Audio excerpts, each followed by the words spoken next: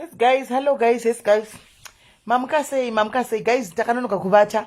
Ini nhasi handisi kuda kutombobuda pamubhedha apa. Handisi kuburuka pamubhedha. Mamka say takanonoka kurara nezuro. Saka ndatirega nimbotaridza kuti hakuna here vamwe vari kudliwa nemasvosve. Ndatirega nimboya nditaridza kuti hakusati here kwave.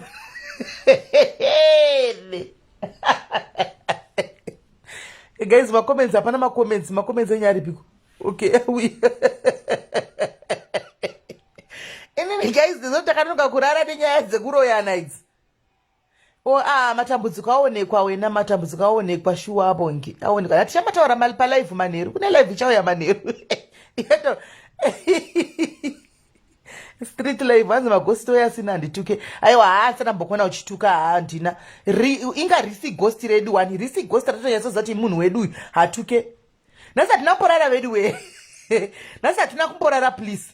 Hatina kumborara nasi. Nenyaya dzevanhu vari kudliwa idzi. Nemasvosve vasikana. Yes adi dzaonekwa ufunge.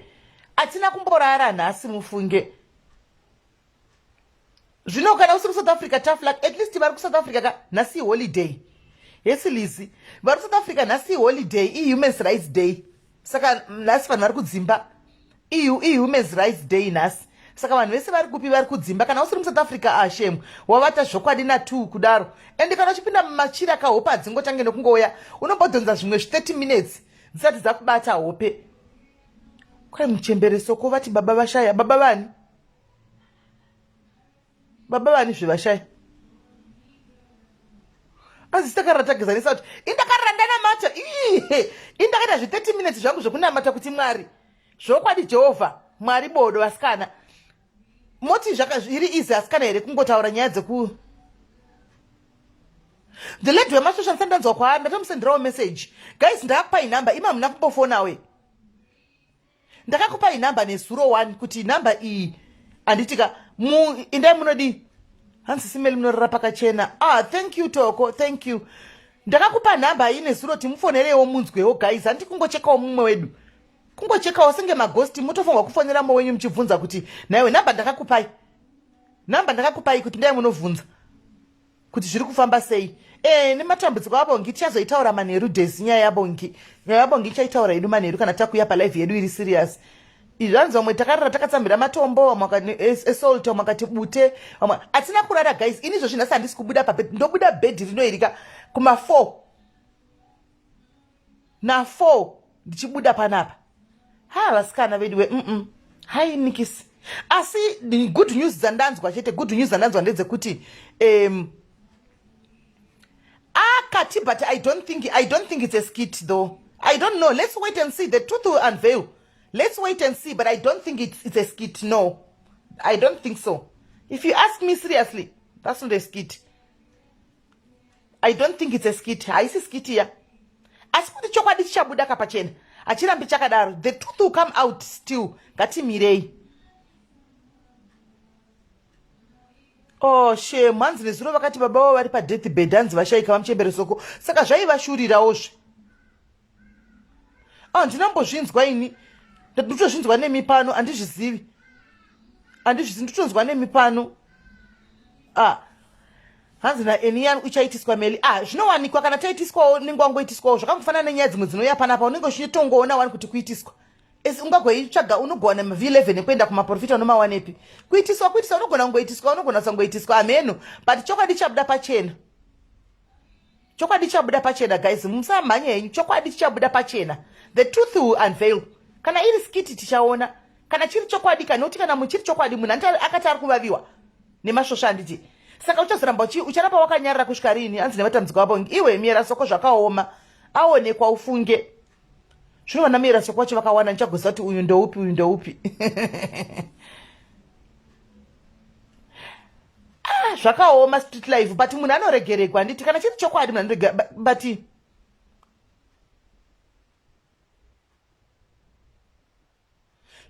zvokushaika ndikutozvinzwa pano pacomment section ini ndandisingazvizivini. Ndikutozvinzwa chokwadi chabuda pachena guys. Ina handidi kumhanyira hangu nyaya kuti nditi kunyepa iskiti kana kuti chokwadi. Indinongoti I will wait. The truth will come out. Because kana vachititi saka chokwadi chichabuda.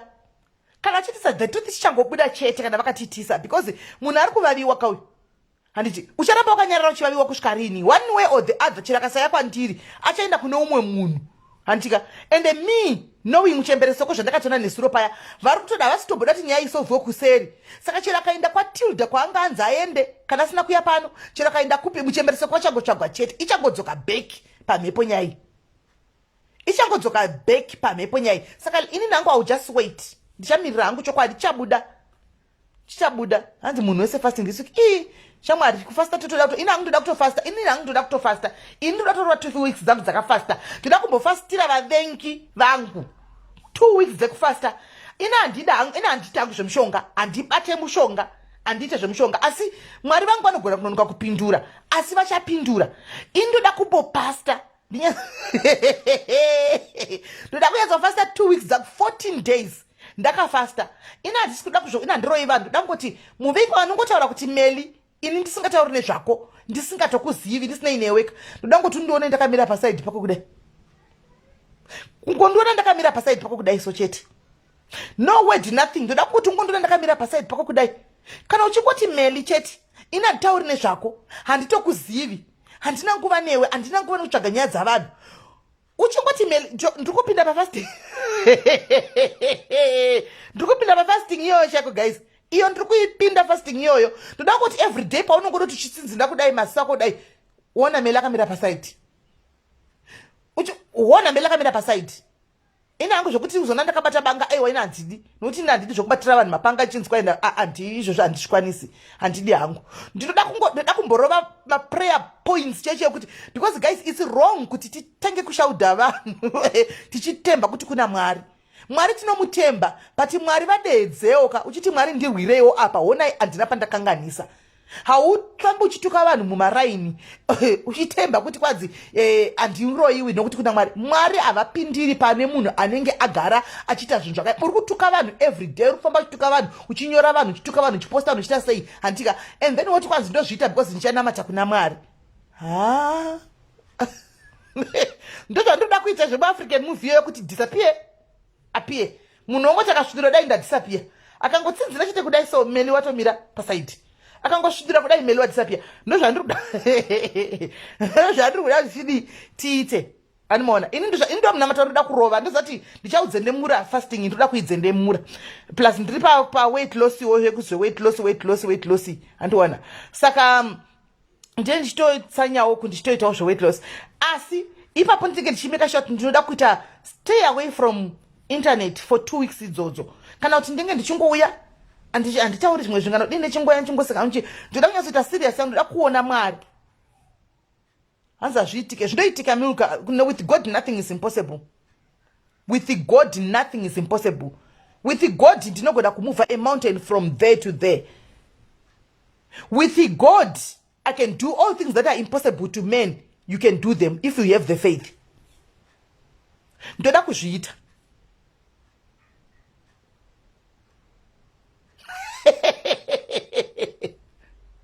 anzi vamwe tiri kubasa naletu aiwa inda kubasa kuti tiri kungojoka hedu tiri kungotaura hedu nyaya panapa tiri kungotaura hedu nyaya chete panapa hatina hedu nyaya iri serious ndiri kungotaura nyaya yekuti with faith ka the level of the faith of my faith ka zvokwadi ndinoda kutopinda panapa kuseni kwadasina nambobviswa vana mwari ndibozati vanhu vanongokuprovoka ini ndikutozvibukira kuma10 zvangu ndakatoneta ndikuona ngotegiwa izvo vanhu havasi kuzati mugrupu iri ndirimo mugrupu rana madhumbe watuko nditorimo hangu mugrupu imomo but handinyanyokomenda hangu ndoida ngona kuti katisiko kudzimba uku vasikana vedu avamabasa vanenge vachiita nezvei saka ndirimo ndakapindawo hangu nditiri kumateresi nchingoona zvichinyogwa nchingoddidiwo saka yauya pane mwana aisaposta chiti ivede nyaya yakati wasimeli nezuro vanhu musatukana nevanhu mastreet vauya vamwe vasingatiziviwo svikanzi satanist uya apa munhu handizivi ndozati ndangosvikapo so ndikati nai munondiziva kwai ndimi sisimeliwa ndiwe meli wacho sorry ndangonyorawo uri kunyora kuti musatanist uya hamumuzivi wanga waida kutodliwa iwe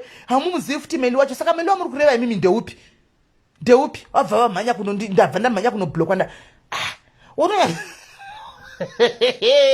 wotonyatsa kuona kuti vanhu havana kukwana shuwa wotonyatsa vanhu havana kukwana eslaina magosta kutouya he kazodai he inhema iskiti ya vakaronga igemu apa pa vanhu havasi kuhwisa nyaya ka vanhu havasi kunzwisa nyaya ini pana papanoya nyaya vanhu chene nyaya dzavo kwandiri muchemberesoko mukadzi uyu ndiye akandi approach ini ndikazotsvaga muchemberesoko apa kuti kune munhu auyako nevoice note iyo yauya ndobva ndavaforwardira voice note saka inini I was just a host panyaya iyi vanhu zvakutoita kunge inini ndakaroya munhu uyu mukadzi uyu kutonzi saka vakaroya mukadzi uyu simeni yezvo mumastreet umu ndindatoye muroi mumastreet umu ndindatoye muroi esi jenisi munya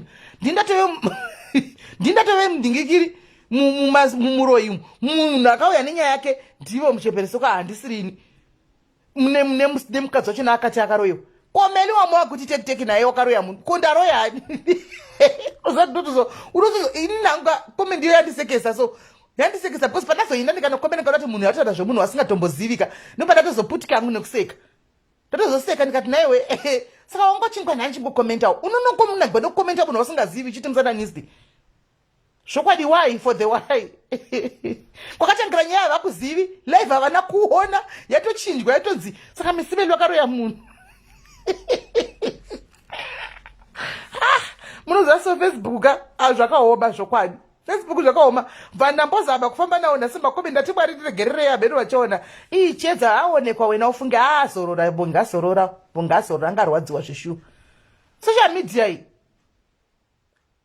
ndaseka munoziva unozati padotutsa munhu utoseka ndazoti aiwa asi dzimwe nguva kuramba wakanyarara ini hangu ndakazvidzwa kuti handichapinduri sina basa izvi asi ava vanhu ava kava vose ndatasa voseka vangonyora hapana kana one wandoziva nditovazivi ndofunga ndo ma90s aya andikatega ndinasi mbonovapindura andazonge ndakwena nchipindura apa tochasona kuti vari kutaura mene vasingazivi havati vakangonzwa hiyesei havatomuzivi pandinonokonza ati hamusiri mimi kutaugwa moda kuhakira nyaya dzisiri dzenyu apa mele akutaugwa ndini ndakutotera kuti momuziva here onisada kuhakira imi munonzi Sis Melly uyu akanzi Melly ndiye munhu wandi zvamukutaura utonati vanhu inda kutonzi uda kuhakira ini ndini munhu achari kutaurwa utonati vanhu vacho havasi kuziva zvakutombotaura hani maona ndikati aiwa ndagara asi ndimbofamba navo ndambovachovha zvino ndikati fambi navo ndoblokiwa ndikati fambi neuyu ndoblokiwa ndikaenda pane uyu futi komendi yake ndapera kublokiwa guys nhasi ndapera kublokiwa kugurupu ikoko ndahandichingobhlokwa bcause ndandichindoka kunotaura pfungwa dzangu ndoblokwa ndoinda unotaura ndoblokwa vasikana zvakaoma asikana asi anyway ini ndingoti chokwadi chichabuda pachena guys kana muchemberesoko vakatiitisa nemunhu ari munhu wavo ranga riri gemu ravo the truth will come out it will asi good news dzanadza ndedzekuti musikana uyayo wokurusa mari nedoro hanzi kubva zvakainda mombe dzakainda 3 days back hanzi avabo hanzi angatoadmitwa kumupilo hospital ndatoudzwa kufeni kunoko hanzi adi atozodischargwa hanzi akadischargwa atove right hanzi atove right saka still that goes back to say kuti saka vanhu vanogona kuroyiwa ka apa hanzi atove right anga ari kumupilo hospital here saka akatodischargwa mombe dzakaendeswa idzi kwai mombe hadziindiswi kwai dzinoendeswa kupi dzakaenda kuna mbuya vacho ivavo ndokwadzakaenda vakanga vamugadzira ndiye saka nditi munoona guys kuti zvinhu zvacho zvinonetsa izvi ini hangu aisitiusai T2K yedu asi inini T2K ini one day yani mona zvatotenga kudai one day ini muchauyawo muchiti Sis Melly da kumukumbira regere ini hangu handikuitiri zvemushonga nokuti ndinotohla ndouhla mushonga ndiugoni asi one day zvokwadi muchanditsvakawo tuka henyu chaizvo asi one day muchanditsvaka Joseph hazvadzi musambotaura muchidaro munonyepai munhu akanga achirutsa dingi apora izvozvo apa izvozvo ndobatobuda muchipatara muchanditsvakawo chete kuti Sis Melly ndakakutuka isori nokuti ini mwari wangu uchagwa chete akabira mwari mucharwa makamira Jehovha mucharwa makamira mwari muchandirwira vavengi magosti ari kungoswera kutaura kuti Melly nevanhu vana ava ma90s asingandiziva anongohakira nokuti vakaona pakanyogwa kunzi Melly zvakazoti mwari muchandirwira mwari mukasandirwira hondo iyi hamuko ndoda kukuonai makamira apa mwari Sama TV pane munhu akundifonera aiwa manje angachirutsa kwai angachirutsa mari singasikamu mwari muchandirwira chete ini mwari kana ndisina kuprovoka munhu otanga ngoti Melly achingonditaura achingoninyora inini ndakatoita mamistakes angu kudhara mwari ndakadzoka pamberi peusau enyu ndakakuchemerai ndakaenda kuvanhu vese vandakanganganisirana navo yangu ndikaita pisi Mwari ndave nepisi yangu zvinhu zvandinotukira nezva 2018 Mwari ndoda kuti mumire apa Mwari ndoda kuti vandione vakavata akangovhara maziso chete ndoda kuti aone Melly akamira pasaidi akangoshunura chete Melly wadisappear akangovhara maziso chete Melly wakamira pasaidi Mwari ndo chichemo changu chandoda kuya nacho Mwari mukasandipindura Mwari amuko nokuti ndine ndisina wandaprovoka munamatowo munhu akachena Mwari mutorei handina mushonga handina ropa maoko angu mowaziva kuti akachena aya Mwari maoko angu akachena hana ropa hana mushonga indati ini ndotemba nemimi imi chamangwengwe ndimi chamangwengwe ndimi shumba yerudzi rwaJudha Mwari ndoda kuti zviitike chete zvokwadi munoita muchiti amen vanhu vaMwari munoita muchiti amen mcomment section because zvokwadi ndiri kuda kutika ndotoda kuti Mwari muzvitaridze tanetsa nemagosti Mwari anenge achingotsvaga nyaya ndotukirwa zvinhu 2018 Mwari inini nemi takaita pisi yedu ini nevanhu vangu takaita pisi Mwari ndiramba chingoyeuchidzwa let that with no sin cast the first stone ndianiko akachena apa Mwari ndianiko muchena apa ngauya atiteme nedombo ngauya amira apa ati Mwari ngavandione vakavata Mwari ndoda kuonekwa vakavata ndoda kuonekwa ndichimira mumabedroom avo Mwari ndisina mushonga ndoda kuonekwa ndakamira guys ndinoda kuonekwa ndakamira nokuti zvanyanya guys zvanyanya guys hazindashinzwa zvanyanya guys zvanyanya vese vanongotukwa vese kufumira kungotuka vanhu kufumira kutsvaga vanhu kufumira kunotsvaga kuti aposta kuti kudini tore picture yake ndinde kunokanda Mwari ndiri kumiririra gap rose revanhu vashungurudzwa paFacebook nemagosti Jehovha muri Mwari vehondo muri Mwari vehondo Jehovha ndiye ndiri kutaura pano ndiri kutaura hondo iye haisi skiti ndiri kutaura hondo Jehovha ndiri kuti hondo Mwari ndoda kuonekwa ndiri kumirira gepure wese Mwari ari kushungurudzwa nemagosti ari kungotuka Mwari atirambi kana ndaitawo scandal vanobvumidzwa kutaura kaMwari ko kana ndisinawo scandal yandaita ndounotoregwa picha yangu nditukirwa mhino yangu Mwari iyo mhino yamakandipa iyi Jehovha zimhino ramakandipa Mwari mhino iyoyi Jehovha Mwari ndatukwa ma-eyebrows mazano zvaanani because ndakazoita omba bros handichatukigwi ma-eyebrows angu Mwari yezvino ndafuta ndasimba nelockdown iyi weight yawedzera Mwari ndakungotukwa kunzi vanogwara vakazvimba Mwari ndakamboindofekera magaro ndikaindofekera mahipsi haiwa Mwari ndoda kuti vandione ndinoda kuti vandione Jehovha vakangovata kudai I want them to see me Mwari imhosva here kudya ndichiguta imhosva here kuzvidlira muriwo wangu namapotato ndichiguta kuti ndisimbe naye Mwari imhosva here kune vakatoslima vakaonda vari muchipatara vari kurwara vari kutonamatirawo utano Jehovha vari kutonamatira asi ndoonoda munhu achitukwa kunzi wafuta wagwara aiwa Mwari enough is enough Mwari pindurai imi Mwari makachinja dutu remvura rikanyarara imi Mwari maJehovha munopindura pane ukasha iyemi Mwari musingadarikwi iyemi Mwari munoti hondo haizi yako hondo ndeyangu Mwari Jehovha vanhu vachema vanhu varwadziwa magosti ashungurudza vanhu haachazivi chinangwa chesocial media Mwari wangu asi ndinonamata kuti nerimwe zuva pavanozopedzisira kundiona Mwari ndakuzodzoka kwamuri kuzosunungura kundiona kwavanenge vachiita Jehovha chiitai kuti vawanewo peace vazive kuti Facebook ndekufara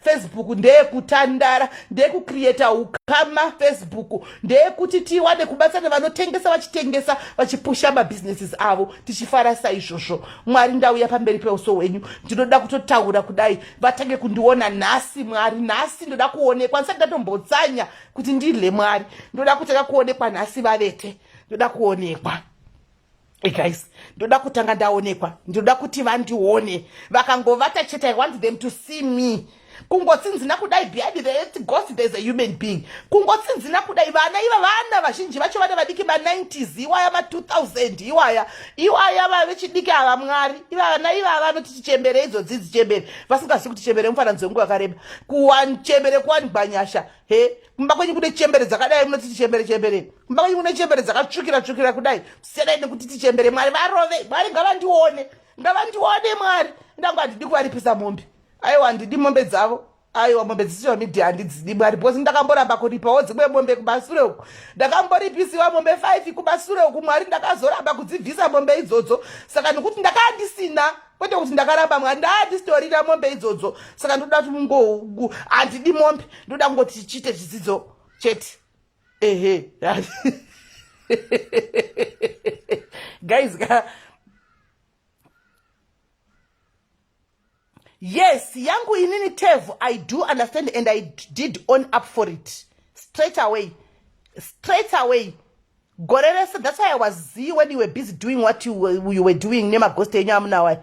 I didn't respond. Ndakati, yes, this karma now must deal with me, and it has dealt with me.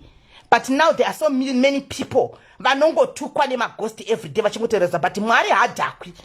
Tevu Z chips. Deri ghost kai. Rauya rakafeka ghost. And antiku bloki wena. Ndoda kutuone nyasha zangu. I want to see the grace of God. And that was 2018. But yes, inimwari wakatondipintra wakatoninzwa. Panjiri zvakatodarika. But you keep on saying Melly.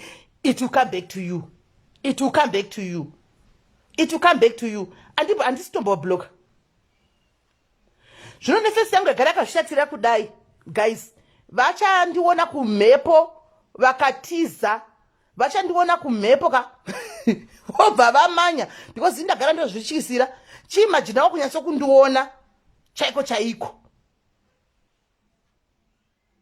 kunyatso kundiona every day ndiri ndakavata Pegi chipoko I know totoziva Pegi unoti hatizi here chipoko totoziva kuti ana ndingi aiwa mahamless chipegi unogara uripo panewo ukabona chikubloga because that's what ambokona uchitituko hatina inangu handinei nazvo but haungarambo uchinzi fira mhosva dza2018 dzawakaita iwe nevanhu vako makaita peace woramba uchida kudzoserwa kumasure kudzoserwa Ijipita. Yes, we all sinned. We all sinned. We hate people at some other point, at some point back there. But usaramba uchigara, don't move. Usaramba ukagara kumasure. Uchitika kuta move on. Dino reminder zvandakaita kudhara. When you are in Christ, you are now a new creation. The past is gone. Behold, you are a new creation. Antika, wave chisikwa chitsvaka na wave muna Jehovah. Zvakare zvakatodarika. Musavhuma kuramba muchirangadzwa mhosva dzamakaita kudhara. I refuse kuramba muchirangadzwa mhosva dzangu dza 2018-17. I refuse. In the name of Jesus. Shalom. In the name of Yahweh. I refuse. Muchandiona makavata. We have left Egypt.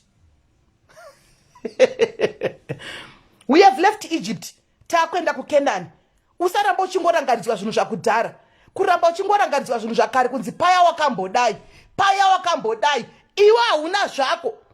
Iwe hauna here zvawakamboita. Just because you are a ghost, hatisi kukuziva, hatisi kukugugla. Hapana mnakakugugla because uri ghost account. You want to keep on coming here and remind people kuti wakambodai paya. Ukazo, I have made peace with my people. Vamwe vacho right now are my best friends. Tinotoseka ndotopiwa mari yedringi chaiyo.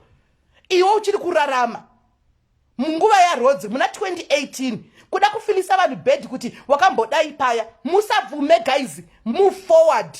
Musarambe kuramba magarisa kuna kuIjipita endai kuKenani nyika inonaka, nyika ine uchine mkaka. Kenani andikureva ndeipi? Peace.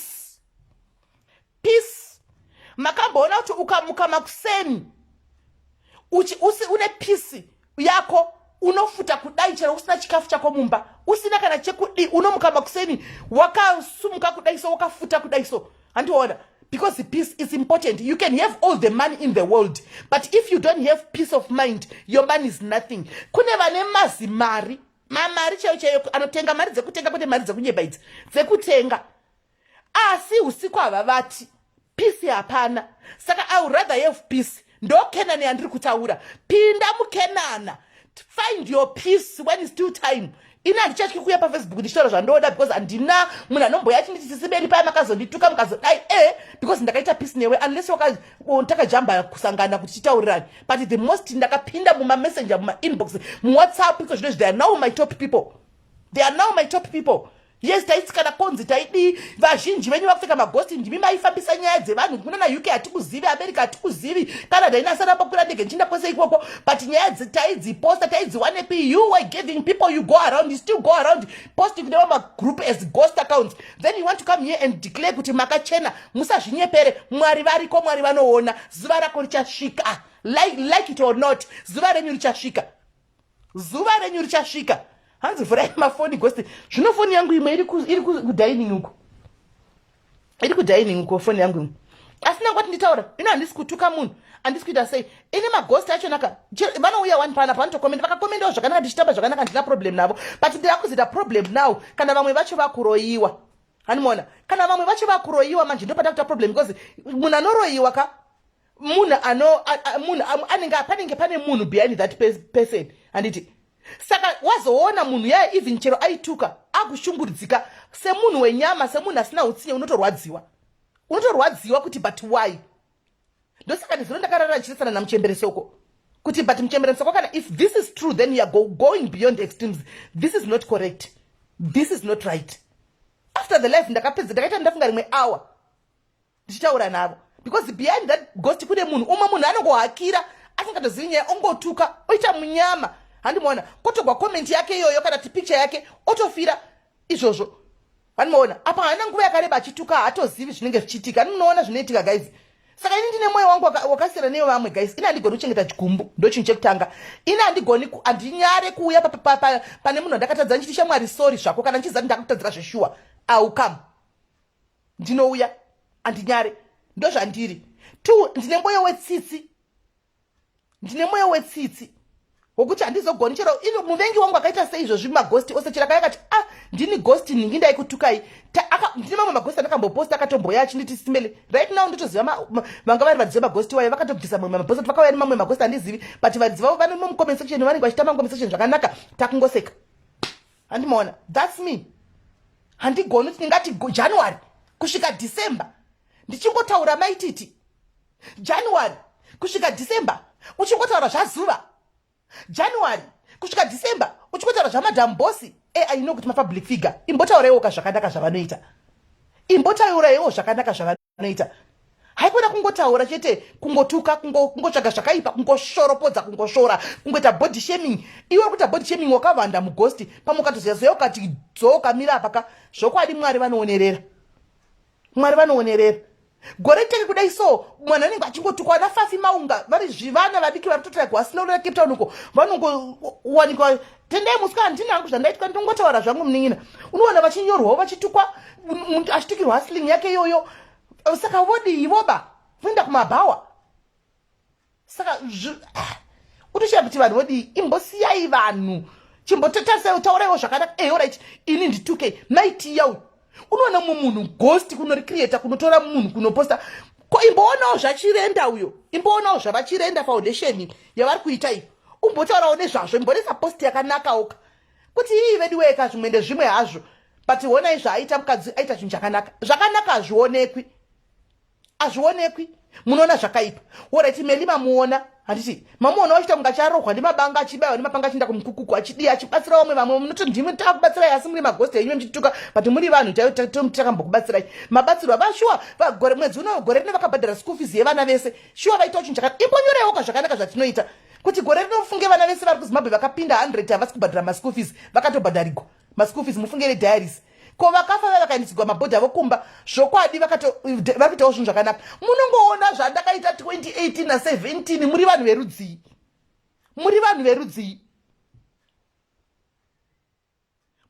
verudzii ndozvamunongotarisa zviri kuitika right now.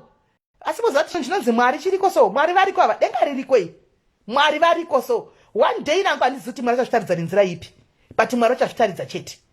I don't know that achazvitaridza nenzira ipi but achazvitaridza one day. Uchada dambudziko rekuti uchaona kuti hakuna munhu anokubatsira vamwe maghosti ako iwowo hakubatsirikana because havari kuzikamwa uchatozouya chete uchatsvaga ugoshaya kana Mwari avaka ndokuudzai zvokwadi muchaona yenyu one day ndichakuudzai muchazotanga kutsvagana nevaya vamaituka vaya kuti ndodawo rubatsiro ndazoshayikirwa ndadai and then we will be there to remind you isati takubatsira tichakubatsira asi tichakuremind tichakubatsira because hatina mwoyo wokubata grudge asi tichakurimainda kuti iwewe chaiye unodawo rubatsiro rwevanhu iwe rwana Melly machembera asina kana nebasa rese paFacebook zvokwadi shuwa here asi tichazokubatsira yedu.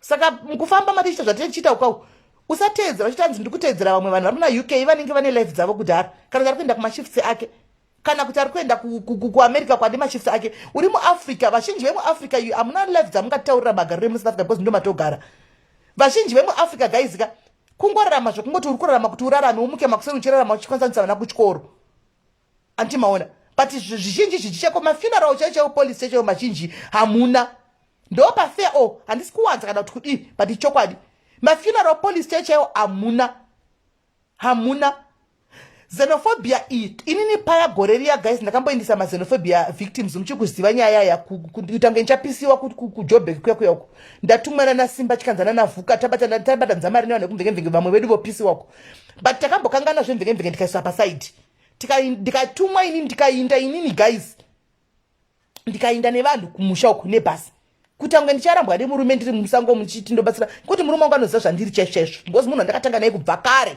tiri vana vadiki saka he knows me very well kuti ndo zvavari ava mai kana vati ndoita ichavaregi anditika akandisiya ndikanotorana nevanhu pakapiswa murume wemukadzi yanga nechimwana chidiki chitata zotengira mapambazi paya uya tikaendesa uko handimuna zviwira vanhu achatouya kana akazouya maxenophobia kana chichi makuda help but iko zvino mukona zvakanaka mukona kuti zvinhu zvakanaka zviri right muchita muchitukwa vanhu apa vazhinji vanenge vachituka vazhinji vacho vari muno muAfrica munenge musina kana senti ndoda kuudza chokwadi handisi kuti ndinayo senti handina funeral policy ndinayo hangu hanimona ende 500 rand dzekuti ndizokubatsirawo handishayi ndinayo kana 1000 ndikubatsira handishayi ndinayo hanimona handizoishayi but iwe unenge uchindituka musadaro unenge uchituka vanhu uri ghost chinotora mapictures evanhu chinoposta vanhu vari kuposta ivavo uchava nidhamangwana uchava nidha vana fafi vava vasina basa vana maitiya ivava muchavapindira mainbox nerimweza vana talina tadzo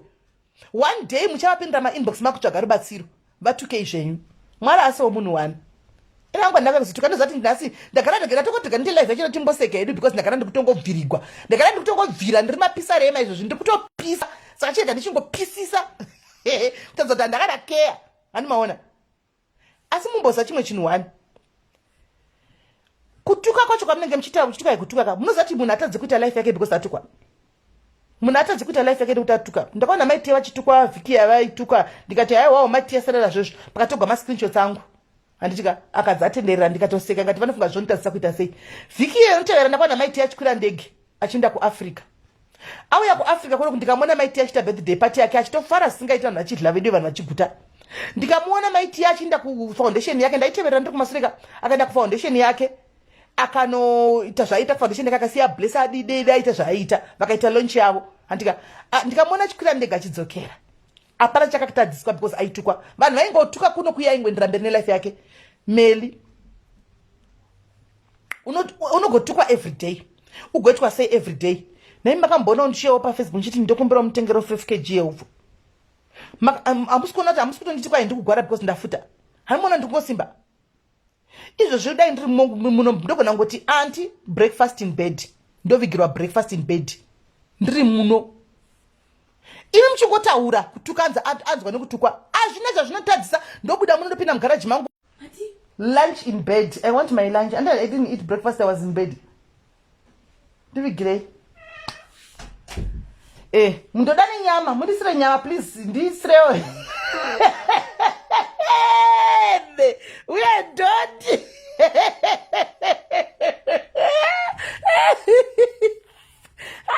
wedekaine vanuka ene nasinaseka newasekaone nai mi network inoda kutiza apa ndakuda kunzi ndidye network yayoda kutiza ndoda kutomuka ndakuti rega ndiende kumhirikiri rega ndinozvigarira musiti ndipuwe lunch bed nai kuseka hangu Josephine watinombowe nebasa navo handakana basa nawe handina kana basa navo kutoseka zvangu ndiri muno right. Well, except for the one that Matt ate. Oh no, that's not good because Matt might be under Mr. X's spell. Right. Ndagara manje kaindivate pasofa apa ndakadai kaindivate pasofa ndakadai ndichimirira chikafu saka haiwa guys hazvina kana basa izvi regai ndizvidlire guys ndinyatsofuta ndisiye ndizvidlire regai ndizvidlire ndindadi ndisiye zvangu ini saka kutuka vanhu akumbotadzisi vanhu kuita zvavanoda kuita kurarama life dzavo guys people will still live their lives people will still live their lives imi muchingovukura muchingoti kwai watukwa saka moto tidzaizvozvizva kuti ndidle nyama yandati isiwe muchiovheni nokuti kwai ndatukwa. Asi imi kaimi imi vanhu vanenge vachikometa zida basa taimushevi. Hey guys,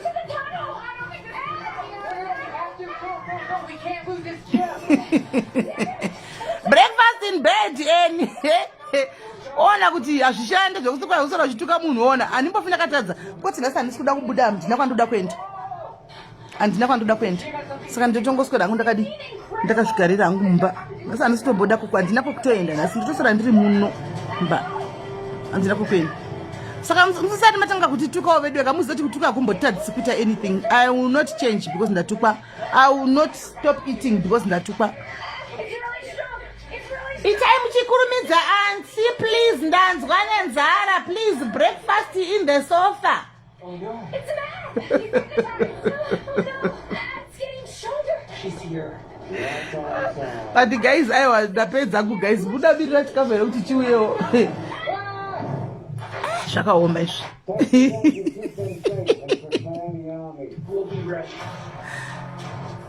Again mboona vanonzi Leni Mo Chivandlwa shame sorry yako Leni Mo Chivandla sorry yako shame unoda nyasha wena Leni Mo Chivandla sorry yako sorry ufunge kuna kakupindisi kudenga kuna kakusika kunodla sorry yako wena unotoda nyasha uyende kuna matire demon rako riperetize pauri Leni Mo sorry because unotoonekwa kuti une zhara pamuromo apo.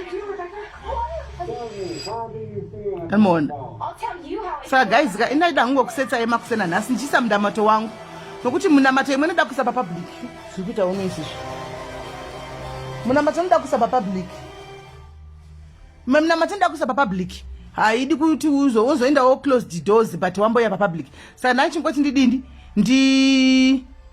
hanzi ati vasi paholiday nhasi ndogara navo zvemubata saka techingojegana emi vanoinda kana vanoinda kana vhiki kana voinda vhiki chaiyo kana vhiki nenhingirikiri ndamubloka masivanda wana basa hanzi makanyura musofa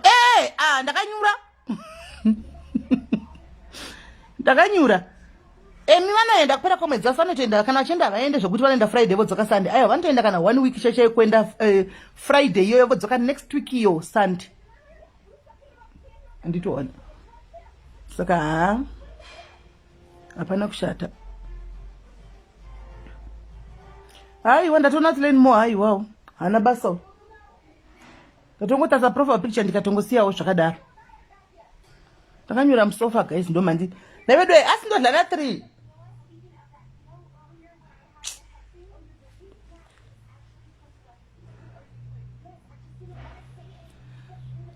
sho guys ndakuinda nokuti ndandati tidle tose zvino chikafu chacho chinenge chiri kubikwa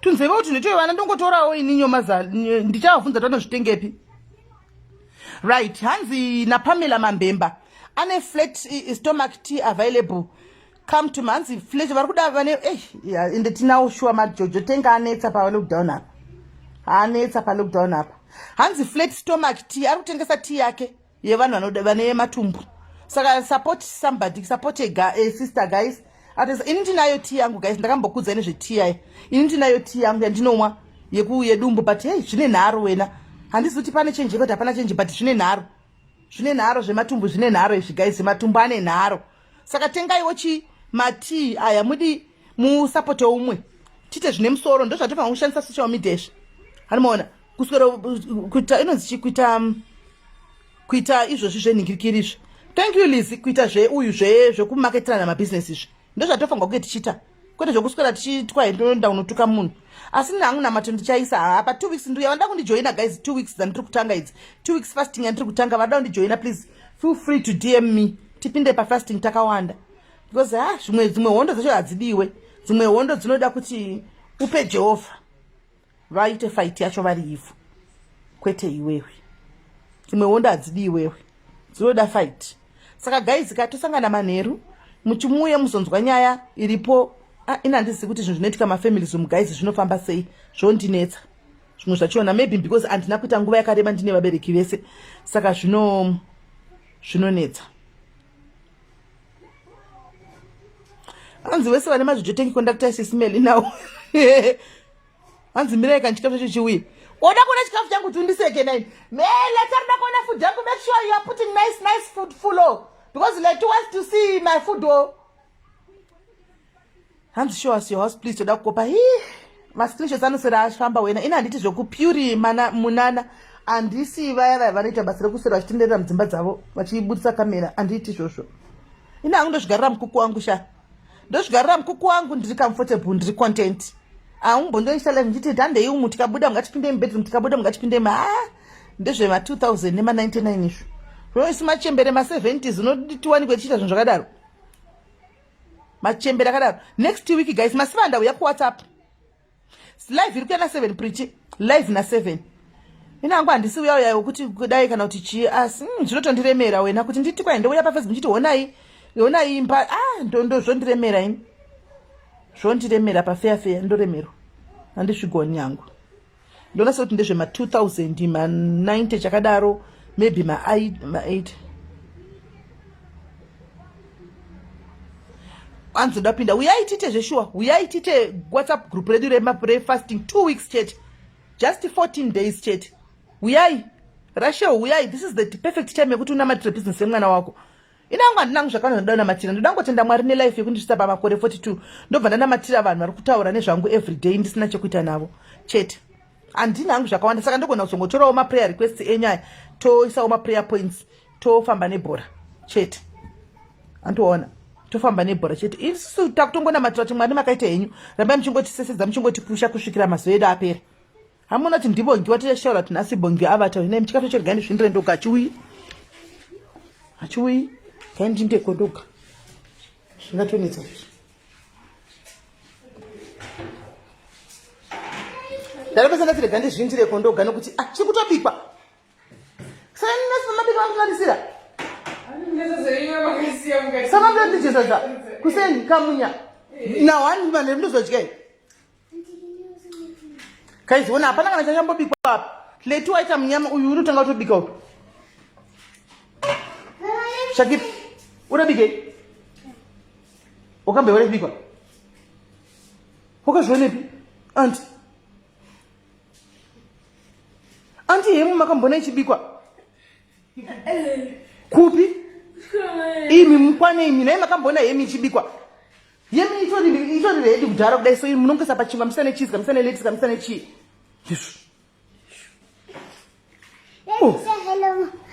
You want to say hello? Yeah. Cool. Hi. What do you say? Want to say? Do you want to say hello? Hi.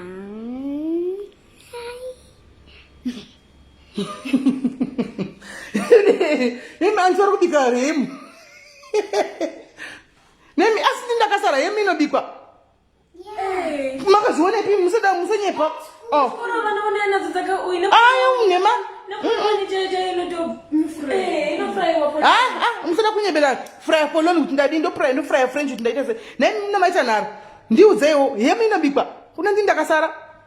Yemi inobikwa nemi kana zvinongo aiwa asina singazvizivi kuti munobika ka ndasingazivi kuti munobika gaichichiwa right keeping up with these kids guys keeping up with these kids name yemi inobikwa iripi inobikwa guys do you cook this guys inobikwa aumana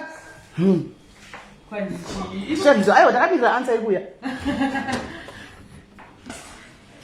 nachimota nyama yangu yakazara muchete umwe ndakasiyana vatadza kundipindirawo madiaries kutobvunza zvehemu havasida kundipindira ndinyazokusisa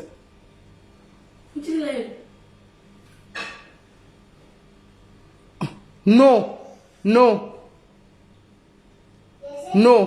umwe anzinoisa microwave handidi kuidya ichidziye ichipisa ichitonhora just kuti ingoita cold ingoita kahomu but zvokuzoibika pakati tisina kuvhura iripi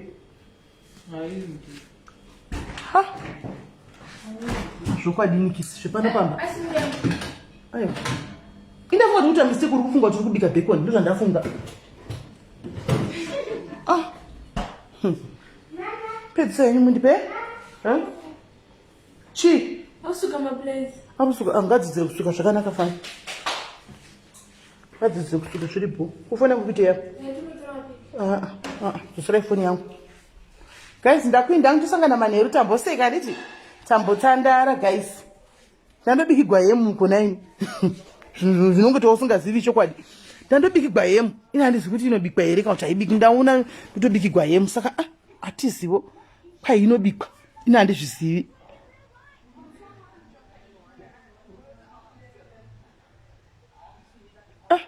Kwai ndofura itoriwo new recipe. Ina handitozviziviwo izvi. Itoriwo new recipe but anyway maite henyu guys, ina handitozviziviwo. Ndatoshamsika kuti ndoizigwa hemu uyu kudziisa but kuzoibika handizivi. Alright guys, tosangana manheru na7 tichitanda tachitanda redu guys. We love you. I love you guys. Even those ghost accounts, don't misquote me, don't twist mashoko. Tinokudai mufunge the person behind that ghost account, but the way you operate sometimes cheti. But atina edu atikuzivi kuti ndimi vanani, saka zvonetsa titi tozodika tingati kudi zvinonetsa. John Nduru uri sei? Jeki Mavaso uri sei? Hands I like it fried. Tatodzidzawo. Kudzidza hakuperi zvenhaya asikana. Kudzidza hakuperi. Ine ichitoda hangu chingwa chinenge chakafuraiwa green vegetable makuseni. Hau! Zvinenge zvatondiitira. Izvi zvokuzoi zvoitwa sei? Handizvizivi. Saka guys, tosangana time guys. Tinokudai. Ngatitambewo zvakanaka nditi. Ngatitambewo zvakanaka. Tisikumbira kuti musandituka ayo. Ina hangu handisikumbira kuti musandibvarura. Kuti musandituka ayo. Asi muchingondituka payaka. Muite muchiziva kuti muchitaurawo zvakanaka zvinoitika pano kuitira kuti vanhu vabatsirikane. Plus itaiwo muchikanda link yepano kuitira kuti vanhu vadi vawane kuuyawo kana muchitituka. Handitika itai muchititukawo chaizvo. Asi so guys, bye bye. Tobatsana.